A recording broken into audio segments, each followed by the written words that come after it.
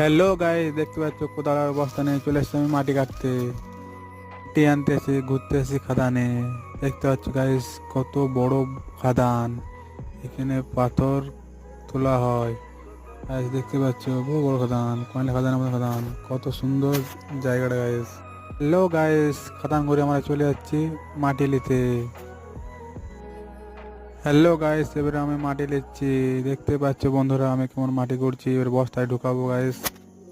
মাটি কাটা হয়ে গেছে, এবারে আমরা মাটি ভরছি বস্তায়। দেখতে পাচ্ছ তোমরা। এবার মাটি নিয়ে চলে এলাম গাইস ঘরে। দেখতে পাচ্ছ কেমন লাগলো আমাদের আজকের মিনি ব্লগ। ভালো লাগে লাইক কমেন্ট শেয়ার করো। হ্যালো গাইস, দেখতে পাচ্ছ কোদালের অবস্থা নিয়ে চলে এসেছি আমি মাটি কাটতে।